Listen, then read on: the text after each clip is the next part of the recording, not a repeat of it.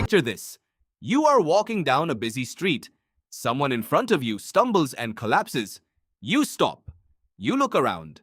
And then something strange happens. You wait. You do not move. You watch other people watch the person on the ground. A few seconds pass. Then a few more. And nobody does anything. Not even you. This is not a story about cruelty. It is not a story about indifference. It is a story about what your brain does when it finds itself surrounded by other human beings. And the truth is far stranger than you think. The year is 1964. A young woman named Kitty Genovese is attacked outside her apartment building in New York City. The assault lasts more than half an hour. Dozens of neighbors reportedly hear or witness something, and yet help is slow to arrive. When the story breaks in the press, the country is horrified. How could so many people do nothing?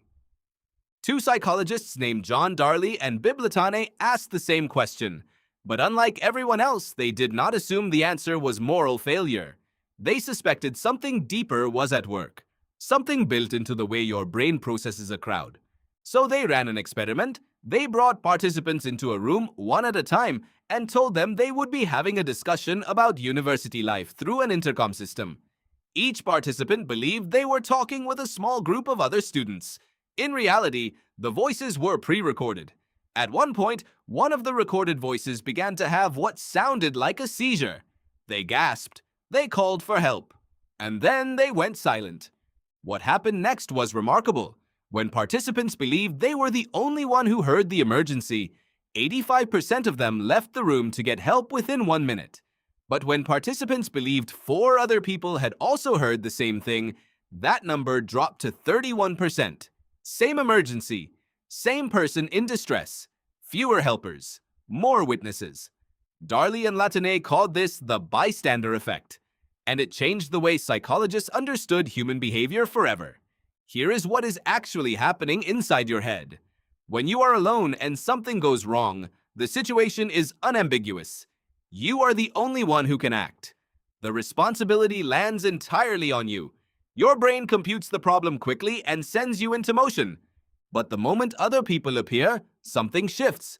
Your brain does not just calculate the emergency, it calculates the emergency in relation to everyone else around you. It begins asking a question it cannot stop asking.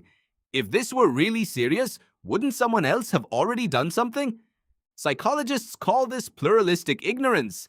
Each person in a crowd looks at the calm faces of the people around them and concludes that nothing must be wrong. But every person is doing the same thing. Everyone is reading the room. Everyone sees calm faces. And the room stays calm because everyone is performing calm for everyone else. The emergency sits at the center of a circle of people who have silently agreed, without saying a word, that it probably is not an emergency at all. And then there is the second mechanism. Darley and Latané called it diffusion of responsibility. When you are alone, 100% of the moral weight of the situation falls on you. But add 4 other people and your felt share of that weight drops to roughly 20%. It does not disappear. It dilutes. And a diluted sense of responsibility, it turns out, is often just enough for inaction to feel acceptable. This is not weakness. This is not cowardice. This is your brain doing exactly what evolution trained it to do. For most of human history, you lived in small groups where social consensus was survival. If the group was calm, the threat was probably not real. Reading the reactions of others before acting was not laziness. It was intelligence. It kept you from panicking alone in the dark when everyone around you had already assessed the situation. The problem is that your ancient brain did not anticipate crowds of strangers. It did not anticipate the anonymity of a city street, where the people around you are not your kin, not your tribe, not your scouts. They are simply bodies occupying the same space, and your brain treats their silence as information anyway. Later researchers would refine and challenge Darley and Latané's original findings. Peter Fisher and colleagues, in a 2011 meta-analysis of 105 studies, confirmed that the bystander effect was real, but noted it was significantly weaker in situations of clear physical danger. When someone is visibly bleeding, when the threat is unambiguous, the effect shrinks. Ambiguity, it turns out, is the engine that drives it. The more uncertain the situation, the more you look to others. The more you look to others, the more uncertain the situation becomes. There is also evidence that the bystander effect can be reversed simply by knowing it exists. Mark Levine, a social psychologist at Lancaster University, found that people who are aware of the phenomenon are significantly more likely to intervene. The knowledge rewires the calculation. It gives your brain a competing piece of data. The silence of the crowd does not mean there is no emergency. It might mean everyone else is waiting for someone else to move first. So what do you do with this?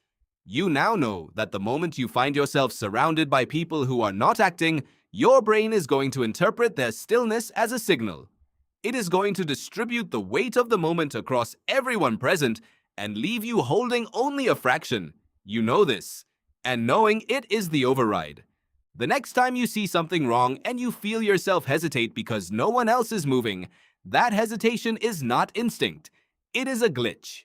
It is a feature of your social brain running a program designed for a world you no longer live in. You are not absolved by a crowd. You never were.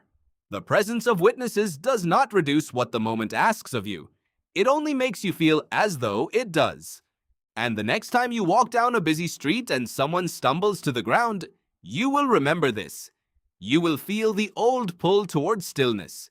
You will scan the faces around you, and then you will know exactly what those calm faces mean. They mean everyone is waiting. They mean no one has moved yet. They mean the moment is still open, and you are standing right in the middle of it.